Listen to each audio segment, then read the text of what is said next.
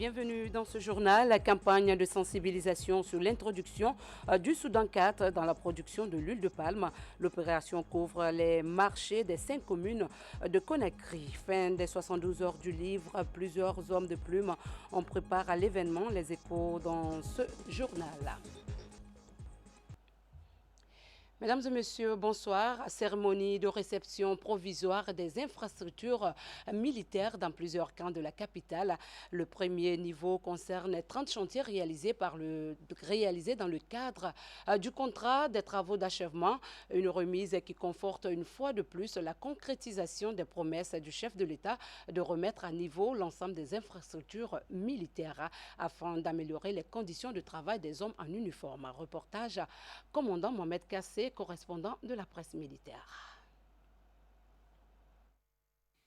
C'est un lot de bâtiments et d'immeubles composés de bureaux, de logements, de salles de gym, d'imprimerie et de latrines en faveur des forces de défense et de sécurité. Ces édifices viennent améliorer le cadre de vie et de travail des hommes en uniforme. Un sentiment de satisfaction. Les travaux ont commencé depuis 2009 et ils ont connu un arrêt, un moment. Après les vérifications, le professeur Alpha Condé a jugé utile de les relancer pour pouvoir interner l'ensemble des militaires. Et aujourd'hui, je crois que c'est cet objectif-là qui est en train d'être atteint avec la réception provisoire et partielle de ces quelques bâtiments réalisés par des entreprises guinéennes. C'est une fierté de faire un travail propre pour le bien-être de l'armée guinéenne. C'est pour cette raison aujourd'hui je suis vraiment enchanté et je remercie par la même occasion le professeur Alpha Condé, président de la République. Cette réception provisoire s'inscrit en droite ligne avec la loi de programmation militaire initiée et soutenue par le commandant en chef des forces armées. C'est le lieu de remercier particulièrement son Excellence Monsieur le Président de la République, commandant en chef des forces armées, qui ne ménage aucun effort pour mettre les forces armées guinéennes dans les meilleures conditions de vie et de travail. Et toute la hiérarchie militaire pour l'appui inestimable consenti pour la réalisation de ces ouvrages. Également, à l'endroit des autorités des ministères de l'économie et des finances qui nous ont soutenus pour parvenir à ces résultats. Malgré l'épidémie à virus Ebola, le Président de la République a mis tous les moyens à la disposition des forces de sécurité et de défense pour améliorer leurs conditions de vie dans le cadre du renforcement de leurs capacités opérationnelles. Nous souhaitons ardemment que ces nouvelles infrastructures soient utilisées à bon escient. La mise à disposition de ces infrastructures militaires se poursuivra au fur et à mesure de l'achèvement des travaux. Bonne nouvelle pour les usagers de la route nationale Kindia-Mamou. On se souvient que le pont Gweli, situé à 3 km de la commune urbaine de Tapioca, était devenu impraticable et a causé de nombreux accidents. L'ouvrage a été réhabilité, mais vigilance reste de mise car l'ancien pont non démoli abrite des ordures pouvant causer d'autres accidents. Le constat dans ce reportage de Ibrahima Keita. Ce passage, tous les usagers de la route Kindia-Mamou pour d'autres préfectures du pays se souviennent du calvaire qu'ils subissaient à ce niveau. Confiés à l'entreprise BGEC, les travaux sont aujourd'hui à plus de 95%.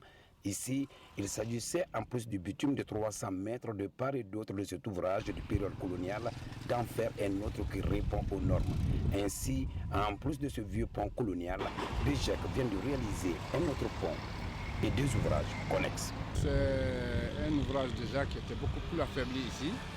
Nous, on était chargés de le rehausser et de sortir la route de l'ornière.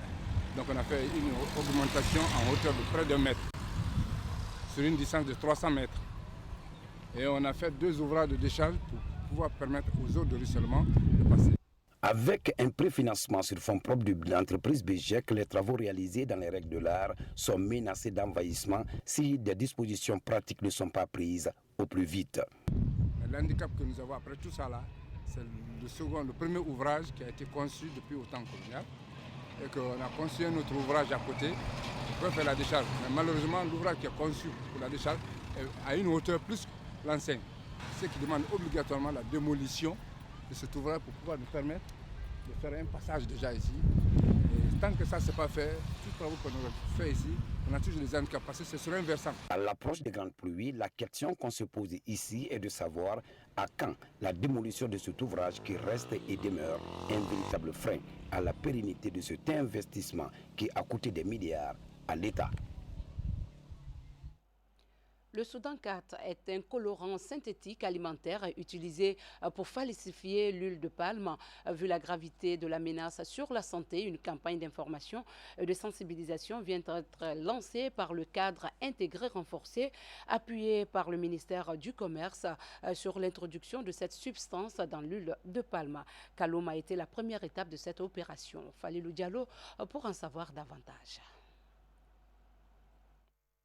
L'opération paraît banale, mais elle est d'une importance cruciale pour la filière huile de palme de la Belle-Guinée.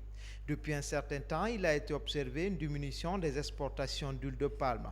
Principale raison, l'introduction du colorant Soudan 4 dans la production de l'huile de palme. Il faut que nous soyons en contact avec les marchés, les administrateurs, et les vendeuses, les vendeurs, en leur donnant des numéros verts, pour ne pas que ceux qui sont dans cette opération sachent les sources de leur dénonciation.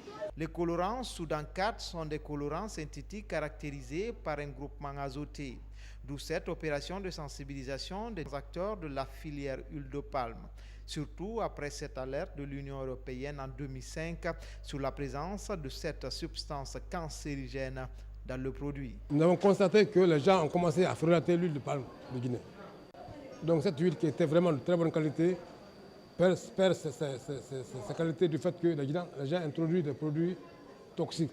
Donc pour éviter, n'est-ce pas, une explosion de la maladie due à ces produits, nous allons faire vraiment sensibiliser les gens pour qu'ils puissent revenir sur la bonne raison et cesser de pratiques frauduleuses. Après Kaloum, l'opération se poursuivra dans les autres communes de la capitale pour éviter que la Guinée se retrouve sur la liste des pays non coopérants dans le domaine de l'exportation des palmistes sur le marché international. L'OIM renforce la capacité des agents de santé des cadres de certains ministères du pays dans la gestion des urgences sanitaires. Cette articulation était en discussion en Mamou. Au sortir, les participants pourront faire face à toute situation exceptionnelle en préservant la qualité des soins ainsi que la sécurité des patients et du personnel. Le reportage est de Mamadou Patebalde, notre correspondant basé dans la région de Mamou.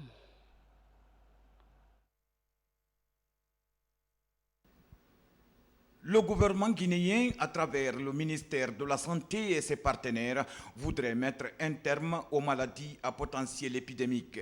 Pour soutenir l'action, l'OIM, le CDC, l'USAID, l'Université George Washington, en collaboration avec le ministère de l'Administration du Territoire et de la Décentralisation, ont initié un projet de gestion et de prévention des épidémies en Guinée.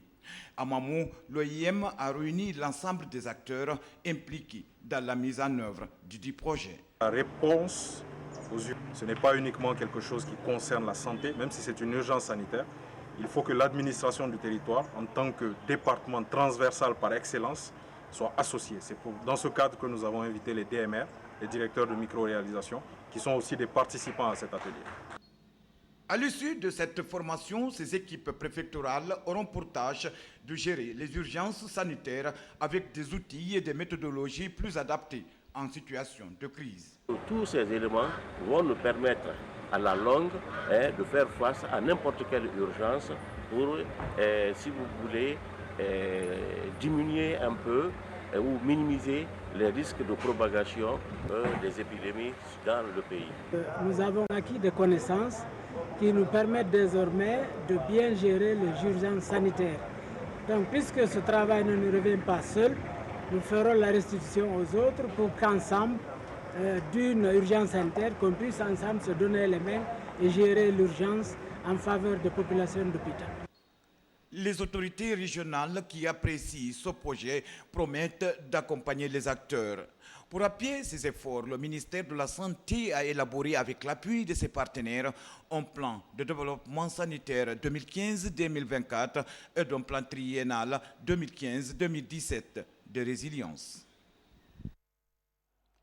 Dans l'actualité également, remise de matériel sanitaire et informatique à certaines préfectures du pays et l'hôpital Jean-Paul II de Conakry.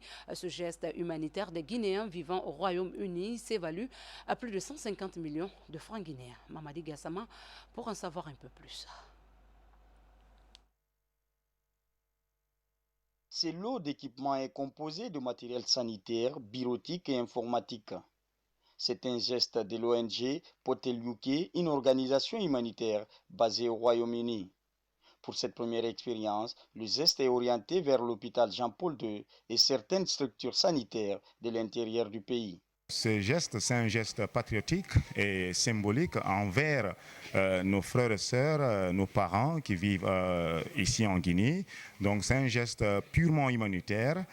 Nous ne demandons pas des retombées, que des bénédictions à travers nos parents. À travers cette action humanitaire, ces Guinéens résidant en Angleterre entendent contribuer à l'amélioration des conditions de vie de leurs compatriotes. Les bénéficiaires apprécient cet acte patriotique. Il y a des dons qui sont surtout matériels que nous en avons vraiment besoin, qui n'existaient pas à Jean-Paul II et qu'on ne pouvait pas avoir la facilité de l'acheter et utiliser pour la prise en charge de la population de Conakry. Donc nous ne ferons que remercier l'ONG Potel UK pour son humanisme. Si tous les ressortissants guinéens se préoccupaient tant du bien-être de nos populations à la base, je pense que ça aurait beaucoup aidé le gouvernement à améliorer les conditions de vie de ces populations vulnérables. Le coût global du don est estimé à plus de 150 millions de francs guinéens. Dans les mois à venir, l'ONG compte élargir son champ d'action, ce pour renforcer les capacités des structures sanitaires du pays afin d'offrir des soins de qualité aux populations. Toujours à la même page, en finir définitivement avec le paludisme. C'est le thème retenu cette année pour célébrer la journée mondiale de lutte contre cette maladie. En Guinée, la journée sera commémorée en différé le 11 mai prochain. Mais d'ici là, on écoute un extrait de la déclaration du ministre de la Santé au micro de notre reporter Saha Amaratono. Des progrès ont été réalisés dans la lutte contre le paludisme les 5 dernières années. Il s'agit essentiellement de la prise en charge correcte de plus de 5 millions de cas de paludisme dans nos structures de santé avec des médicaments appropriés, la distribution gratuite de plus de 6 millions de moustiquaires imprégnés à la population guinéenne et plus particulièrement aux femmes enceintes et aux enfants de moins d'1 an, l'intégration des structures sanitaires privées dans la lutte contre le paludisme. Pour votre information, des personnes en situation de handicap en formation pour apprendre un métier qualifié, conscients que la mendicité n'aboutit à rien, ils ont décidé de se former en cordonnerie, toute chose qui facilitera leur insertion dans la vie active et favorisera le développement de leurs compétences. Tchernon Ousmane Diallo, reportage. Ils ont connu la rue et pratiqué la mendicité pendant 10 ans pour certains d'entre eux. À présent, ils veulent embrasser une nouvelle vie, loin des risques d'accident où ils se prendraient en charge. Un chemin qui passe par l'apprentissage d'un métier, la cordonnerie. Tous handicapés physiques, Aziz, Abdoulaye, Bella et Boubacar comprennent que leur handicap n'est pas une fatalité. 6 fois dans la semaine à la Blue Zone de Kaloum, ils ont rendez-vous avec leur formateur, un cordonnier professionnel qui les apprend à fabriquer des paires de chaussures en cuir. Vraiment pas que nous motiver les femmes de seda au problème métier ni ils sont motivés, ils comprennent petit à petit et on espère que cela va aboutir. Bon, mais après la formation, cela fait 3 mois qu'ils ont choisi de quitter la rue pour apprendre ce métier. Leur formation va se poursuivre encore 3 mois sous le regard d'une équipe chargée d'assurer le suivi. Elle représente l'initiateur de cette formation, un bienfaiteur lassé de faire des dons dans la rue. Je vais commencer par évoquer le nom d'un monsieur qui est conseiller au ministère de l'Énergie, c'est Sergio Portatadino de la Fondation de Tony Blair. Alors, Au début, quand il était venu en Guinée, il a commencé par donner de l'argent aux mendiants. Alors, lui et moi, on s'est assis, on s'est donné des idées. Nous nous sommes dit que donner de l'argent aux handicapés, aux mendiants, ça ne leur aboutit à rien. Alors, nous nous sommes dit que la meilleure façon, c'était de leur trouver un métier qui pourrait les aider dans l'avenir. Alors, c'est ainsi que nous avons réfléchi. Nous avons mis sur table beaucoup de projets, beaucoup de métiers. Nous les avons proposés. Alors, ils ont plus choisi majoritairement la cordonnerie. C'est avec sérénité qu'ils apprennent leur métier, conscients de l'impact que cela pourrait produire dans leur vie et dans celle de nombreux handicapés physiques. Leur ambition, servir de modèle de réussite et encourager leurs semblables à quitter la rue.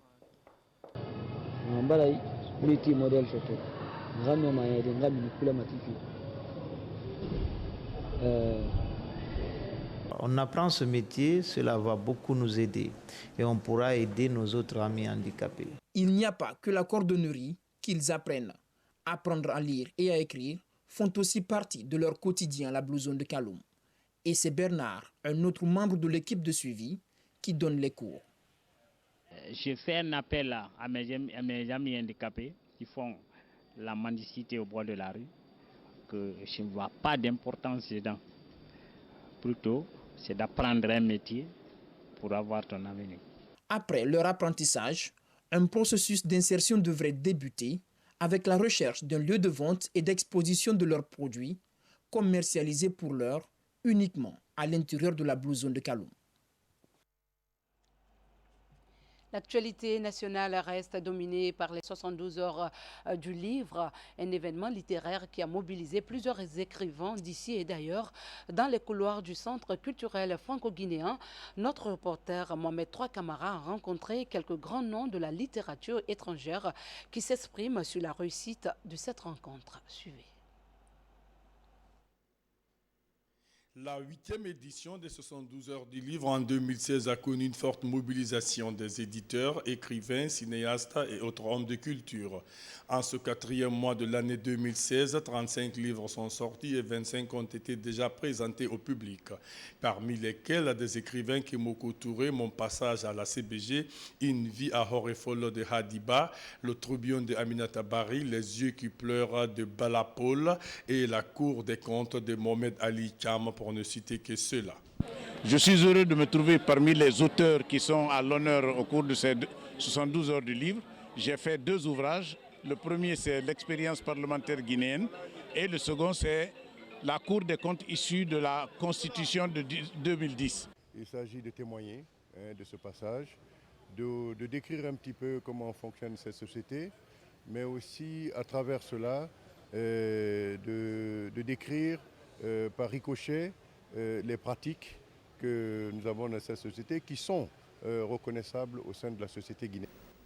Les visiteurs sont venus de divers horizons. Ils apprécient tous la qualité de l'organisation de ces 72 heures du livre.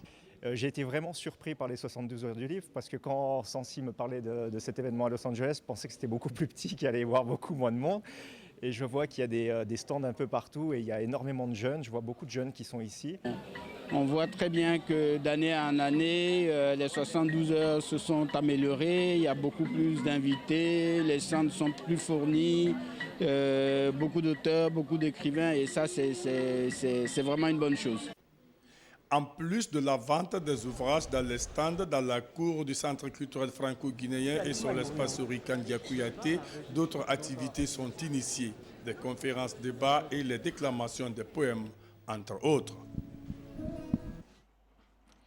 C'est fini ce soir, les 72 heures du livre. En cette dernière journée, l'événement a été consacré à l'interprétation du célèbre roman intitulé Saater, la parole en pleurs du directeur général de la RTG, Yamoussa Sidibé, avec des étudiants de l'université Mercure International. Le metteur en scène, Hassan Hilal Silla, interprète le courage d'une mère pour la réussite de son fils, une histoire pathétique d'une maman pour son enfant. Tcherno Younoussaba. C'est la dernière journée des 72 heures du livre. À la Blue Zone de Kaloum, l'événement est marqué par la représentation théâtrale d'un célèbre roman.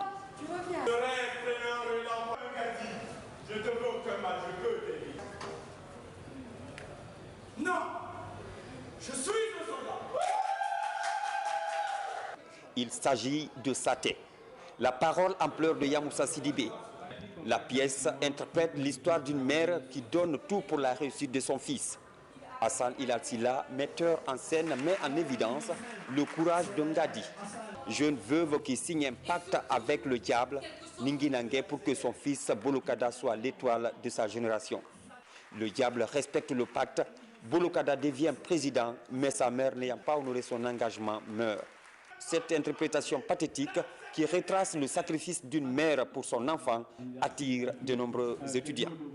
Les gens ont très bien apprécié ce livre, ce roman, et à mon sens, je me suis dit, pour moi, c'est un challenge que je reste dans cette lignée pour que je puisse restituer à mon tour ce roman qui quitte du livre pour aller maintenant vers un univers beaucoup plus concret, vers des personnages beaucoup plus réels, vers des réalités beaucoup plus tangibles.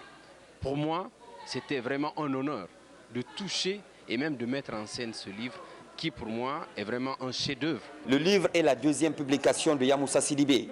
Cet homme de lettres et journaliste rend hommage à la femme. Et l'auteur se dit très heureux de l'interprétation théâtrale de son roman. J'ai suivi ce spectacle, beaucoup d'émotions, parce qu'imaginez qu'un livre que vous avez écrit dans l'intimité se dérouler devant un grand public qui observe les différentes scènes. J'étais très ému. Je dois avouer que dans ce livre, Saté, la parole en pleurs, j'ai voulu rendre hommage à la femme guinéenne, à la femme tout court, à une mère qui est capable de tout donner pour son enfant. Une mère qui est capable d'accepter même l'enfer pour un instant de bonheur pour son enfant. Avec les activités culturelles en cours, le livre est sous les projecteurs en Guinée, histoire de promouvoir la culture. Des imams et prédicateurs en formation au centre islamique de Donka. Ils auront pour mission, après ce séminaire, de relayer des messages sur les vertus de la paix et de la tolérance. Eladj Abdul Karim Diabaté est au micro de Mikini Moussa Kamara. Cette formation, les imams ont besoin de cette formation. Les prédicateurs ont besoin de cette formation. J'avais promis depuis le premier jour de mon arrivée que, Inch'Allah, si j'ai les moyens, je tiendrai d'abord à former les prédicateurs, je tiendrai à former les imams. Parce que le message vers la population, vers la Oumma, c'est à travers les imams, c'est à travers les prédicateurs. C'est pour cela que je tenais à leur formation. Alors nous sommes là pour une formation de 4 jours, suivie d'une conférence nationale, ça serait la 4e conférence nationale qui doit se tenir aussi du 9 au 11 du mois de mai. Mais on a précédé cette conférence nationale par un séminaire de formation. Et puis, cette brève, les pèlerins de l'archidiocèse de Conakry ont pris le départ hier à Kagbélé pour arriver jeudi à Bofa. C'est un rite annuel qu'effectuent les catholiques pour obtenir la miséricorde de Dieu. Cette année est particulièrement consacrée à la miséricorde divine. Les pèlerins de Conakry sont au niveau de Bouinsinguin. Première étape de leur repos, le pèlerinage de cette année est d'une dimension nationale puisque les autres diocèses de Kankan et Zérékoré sont attendus à Bofa après une année d'absence due à la maladie à virus Ebola. 5 étudiants ont perdu la vie le samedi dernier sur la route de Bofa des suites d'un accident de la circulation. Une délégation gouvernementale s'est rendue dans la famille éplorée pour les présentations des condoléances au nom du chef de l'État, Ousmane Bangoura. Nous sommes à Bantunka 1, dans la commune de Ratoma, lieu de résidence des 5 élèves et étudiants qui viennent de perdre la vie des suites d'un accident de la circulation sur la nationale Conakry-Bofa. Vraiment, c'est un sentiment de satisfaction. J'ai compris que c'est lui qui a dit que la Guinée est une famille, c'est vrai. Je suis très ému, surtout avec cette famille gouvernementale, je vais dire comme ça, qui est venue avec beaucoup de ministres. Je pense qu'il faut remercier le gouvernement et le président de la République. Ils ont tous perdu la vie, des amis d'enfance. Donc nous ne pouvons que nous remettre à la volonté de Dieu et prier pour le repos éternel de leur âme et remercier tous ceux-là qui nous ont accompagnés, qui ont compati avec nous pendant cet événement-là. Vraiment, nous remercions aussi le gouvernement et le président pour son soutien. C'est une forte délégation gouvernementale qui est venue présenter les condoléances du chef de l'État et du peuple de Guinée aux différentes familles éplorées. Vous savez, perdre des enfants, des jeunes enfants à la fleur de l'âge, qui naturellement sont encore à l'école pour certains qui sont au niveau de l'enseignement préuniversitaire et d'autres au niveau de l'enseignement supérieur, parce que nous avons 2 au niveau de l'enseignement préuniversitaire.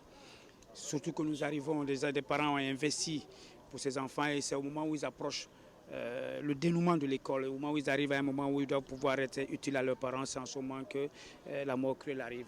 Je voudrais, au nom du gouvernement, au nom du président de la République, au nom de l'ensemble des acteurs du système éducatif, les différents ministères en charge du système éducatif, présenter nos condoléances les plus attristées. J'aimerais inviter tout le monde, et particulièrement les jeunes, à être prudents sur les routes et que la vie est précieuse et il faut faire en sorte de ne pas la perdre de cette manière-là. Mais une fois de plus encore, nous présentons nos condoléances aux familles éplorées au nom du chef de l'État et de son Premier ministre. Ce passage du gouvernement de Mamadi Youla, ici dans la famille éplorée, est hautement apprécié par les parents des victimes. Des prières ont été dites pour le repos de l'âme des illustres disparus. Voilà, nous sommes au terme de cette édition. Merci à vous de l'avoir suivi. Passez une douce nuit en compagnie des programmes de la télévision nationale. Bonsoir à tous.